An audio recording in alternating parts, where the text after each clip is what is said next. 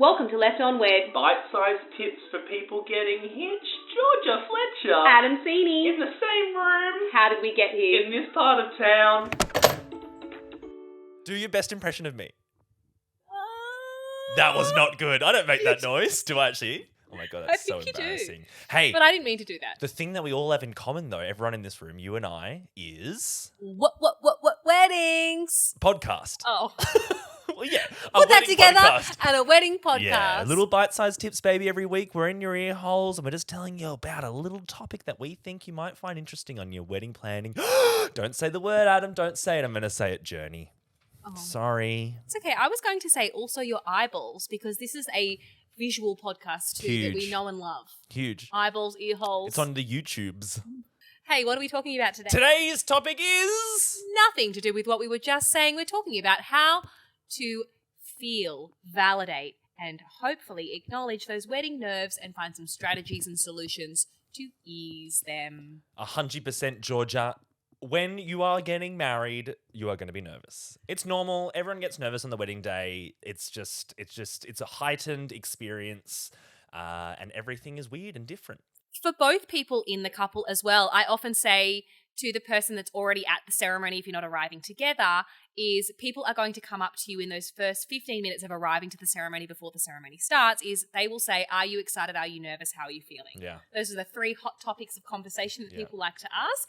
I like to encourage them to come up with a generic answer to those questions, like, oh, we've done a first look, so I'm feeling great, or I've had a really good sleep, or I've had a really great morning, it's been really nice. Yeah. Something very generic, and it won't lead to more questions about how you're feeling if you're not ready to unpack that in those moments. I always ask, what did you do this morning? Rather than That's how nice. are you feeling. And it's like, they'll be like, oh, I went here and did this, and it just takes the mind off what's actually happening in front of them. I might even say, did you have a good breakfast? Or what did you eat? I like that. Did you organise something yummy for yourself? Yeah. But I think it's, from the very outset of this episode, I just want to make it really clear that it's so normal to be nervous on your wedding day. Everyone gets nervous. I was nervous on my wedding day, and my job is to stand up in front of people at weddings, and I was nervous, and I don't know why.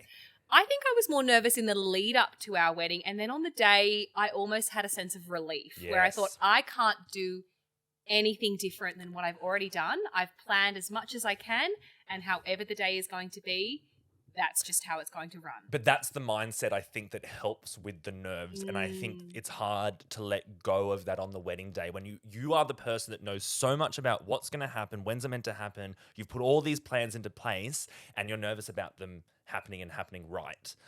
So I think that's such a great point. It's like, on the day, you have to let go. You have to know that you've put the right people in the right places to do the job for you. You're paying people, you're paying professionals to do their job. And quite frankly, everything else is out of your hands. You will enjoy the day more if you just sit back, relax, and Can you enjoy give it. me 5 top tips for easing some nerves in the lead up and on the day? Like, is this like a power round? I'm having It is. heart I'm palpitations. going to mark you according to a rubric. Okay, 5 hot tips. Yes. 1. What can you do? Get a good night's sleep the night before. Love Go that. to bed early. Wake up. Have a good breakfast. Eat well.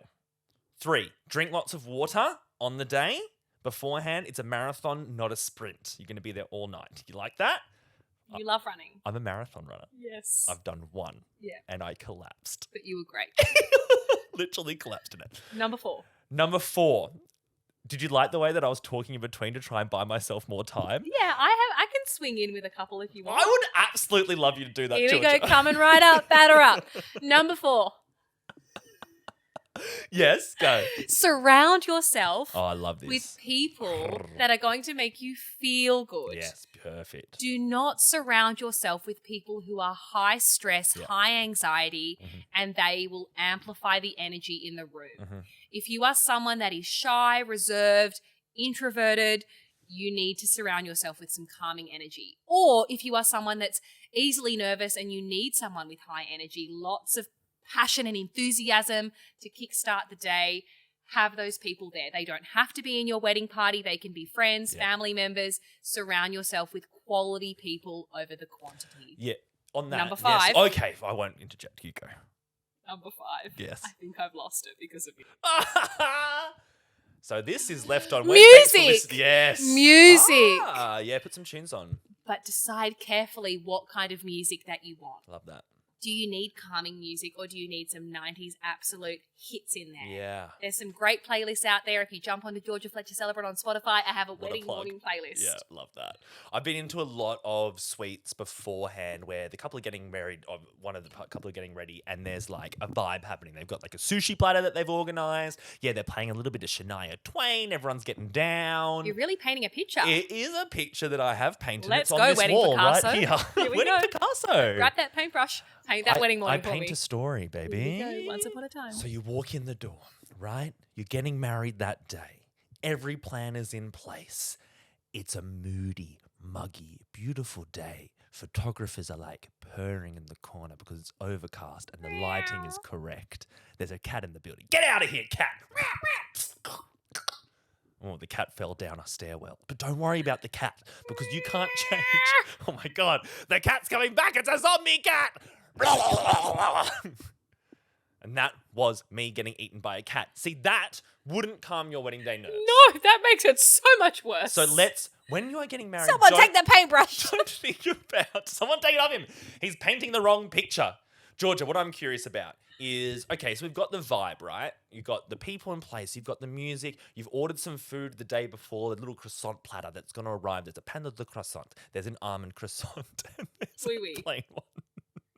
So you've got all these pieces in place and the vibe is right. But what other additional things, can you add anything to that, activities, etc., that could be done the morning of to calm those nerves? What do you This reckon? also depends on your run sheet and the packages and the people that are arriving throughout your wedding morning, like your hair and makeup artist, your photographer, videographer, and any other vendors that you might be having involved. Now, what you might want to do is be really thoughtful in the gaps that you have before any of that sort of happens. So if your hair and makeup artist is arriving at 8 a.m., maybe we can do a breath work or some meditation. I know there's an amazing celebrant called Ali Cooper if you're in Sydney, and she runs incredible breathwork classes. Brilliant. There's also Marius Georgie who does some Zen Hens Pilates classes. Really? She's phenomenal. Huge. So there's lots of options. If you also are someone that likes to exercise, move your body, or engage in some breath work, if you think that is something that's going to benefit you. See, like you mentioned before, I do like to run. Just to plug my running one more time. Want to go for a run with me? Have you done Not a marathon? invited. I have done one and I collapsed.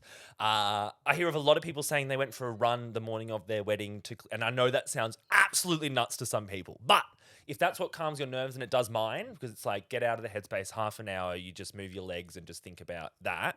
I think that's a great way to do it as well. So whatever makes you feel good, gets those endorphins released. There's no hard and fast way. If it fits into your time schedule, there's no hard and fast way that you have to do the morning of the wedding. So just add in what you need to do to relax. So is it my turn to paint a picture? I would love that. Here's a Okay. piece of paper, and here is a Sharpie. Here, a Sharpie. I paint with Sharpies. Here's my paintbrush Okay, with go. the Sharpie attached. Go. We're doing some breath work. Yeah. We're doing some meditation. We're all in a circle. It's Ali Cooper leading the show because she's phenomenal. I don't know if I've mentioned it, but she's great. Once or twice. Ali Cooper, a beautiful, calming presence, and she is wonderful. Did not pay to be in this episode. After she has Should. gone, breath work is done.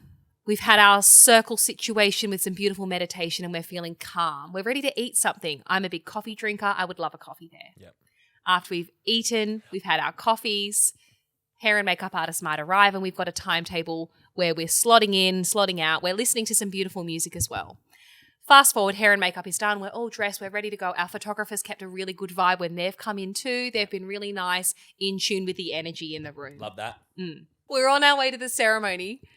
But before the ceremony starts, we wanted to do a first look or a first touch with our partner. I was going to say this. Yeah, beautiful. Oh, sorry, you tap in. No, I loved the painting. Okay. It's beautiful. Okay, thank you. So quickly, can we just recap what a first look actually is? Because I love a first look. I'm a big advocate of a first look. Okay, me too. Yeah. I think it saves so much time. 100%. And you never regret it. No. I have never come across a couple that have said, I was exactly going to say that. I really regret No. doing a first look. No one says that. Every couple that I meet who have a first look always look more relaxed during the ceremony. We should do a whole episode on a first look. Well, you're about to hear it. Excellent. Should we, or should we not talk about it right now? I think maybe let's seize the moment. Let's do a teachable celebrate moment about first looks. Go. Pros and cons? Yep. No cons.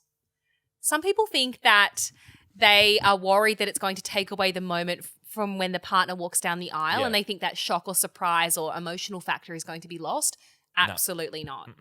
it's almost more amplified because so. your nerves are gone and you're actually being way more present in the moment, and you're less worried about people who are looking to partner one, looking to partner two, and watching the reactions of both, when really there's this authentic connection and this comfortability that they've already seen each other. Yeah. And this is just them coming together. Well, sometimes the guests won't even know that you've done the first look as well. You wouldn't even be obvious. So first look, just to recap, is when both partners are, dressed, ready to go for the wedding, maybe an hour before the ceremony, be guided by your photographer on that, see each other for the first time. Great way to go to a Not with your portrait guests. location that you may not have time to do after the ceremony. Exactly. So you go there and you can do it several ways. Someone faces one way, tap on the shoulder, or you walk around a corner, you see each other for the first time, and it's just you, maybe your wedding party, maybe not, and the photographers. And you have that beautiful moment with each other. I did one at my wedding, sobbed, cried, like all hell, ridiculous. And then we still had the moment where Ange, my wife, walked down the aisle, but that was still... We basically got those two moments because, you do that, you do your photos, and then you get separated, and I went to the ceremony and waited for half an hour. And then she walked in down the aisle, and I found more of a feeling of excitement and euphoria when she walked down the aisle because I'd already seen her. It was more like I was excited for everyone to see her. So it was really like nice. We got two sort of reactions from each other, which I thought was really cool. Now, if you don't want to see each other before the ceremony, I saw a really cool thing a few weeks ago at a wedding where they did a first touch. Yeah. Public speaking was not their thing. So what they did was they got their vows, they wrote them out, and they went back to back before the ceremony and did a first touch and shared their private vows before the ceremony. So public speaking and saying their vows in front of everybody was something that was going to make them very nervous. And so to ease that element of the day, they went back to back and shared their vows. And it was the most beautiful element, I think, pre-ceremony. I think that's really cool, and that's saving some time as well. And on this, pro for first look is, and this is one of the bigger reasons why a lot of people like to do it, is time. So you can now have with your partner half an hour to an hour of portraits that you're not missing out on canapé hour, on reception later. Your photographer doesn't need to drag you away because you did it pre-ceremony. Yes, because stressing about time management can make you nervous as well, because people are asking you, do you have time for that? Where are you going after the ceremony? What are you doing? It's all about what's next. 100%. But what we need to focus and draw upon is what's happening right now. Exactly. Ooh, be in the moment. Breathe. Yeah, you can do your vows before the ceremony, after the ceremony. You don't have to do them in the middle of the ceremony in front of all your guests. If that's something that makes you nervous, it's going to be amplified during that moment as well. Absolutely. And just on vows and ways to ease your nerves, there is an amazing episode on the Make It Epic Wedding podcast that Adam and I were lucky enough to be a part of with Matt and Tim, who run the Make It Epic Wedding podcast. And there's a great vow guide that has been released. And if you would like a copy, you can slide into our DMs and we will send you a copy. The four of us wrote this vow guide together. I think it's like over 50 pages of help and tips and stuff on vows. So yes, and all the different ways to write and present your vows that could help with your wedding day nerves. Huge. Okay, so on this sort of point, vows don't have to go on the ceremony if you don't want to. And on that, skipping to the reception, speech, same sort of thing. If you don't like public speaking, you don't have to make a speech. Or if one of the couple hates it and one likes it, then maybe you stand up together and person A does all the speaking and person B doesn't need to speak. As long as you write it, that's all that matters. Yes, you can write it together and then it can be like, let's say it's Ange and I, and Ange doesn't like public speaking, but I do. We could write the speech together and I could do the speech and she could stand there with me together and we could do it. But Ange does love public speaking and we did it together at our wedding. And also you love public speaking? Yeah. Who would have known? Who would have known?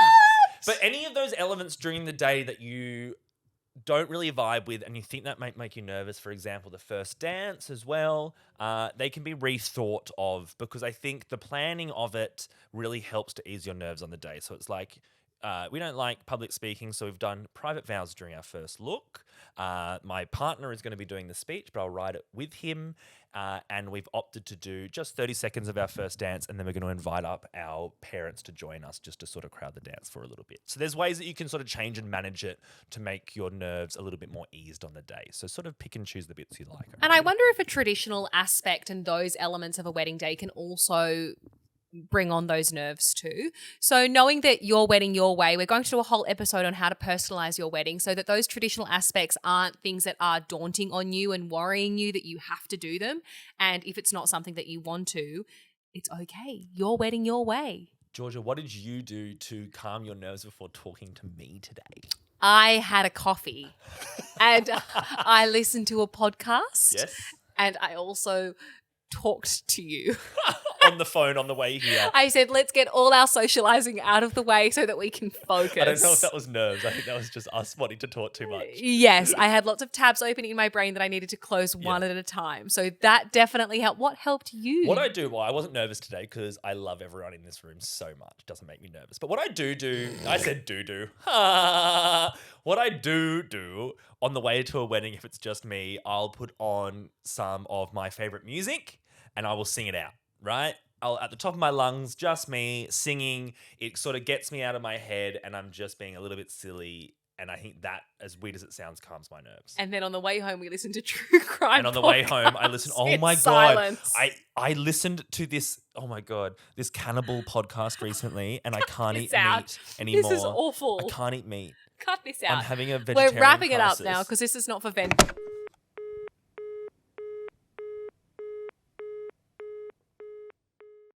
Hey, thanks for listening. We really appreciate you. And if you want to hear and see more, follow us on the socials. We are at Left on Wed Podcast on TikTok, on YouTube. There are full video episodes and on Instagram. There sure are. If you've got questions, you've got comments, ideas for topics, slide on into the DMs. But you can also inquire about our celebrant services by finding Adam on Instagram and TikTok at Married by Adam. That's me. You can find me at Georgia Fletcher Celebrant. And if you are itching to tell people about this, please do. But you can leave us a review on whatever platform you listen on. Tell people how much you love it.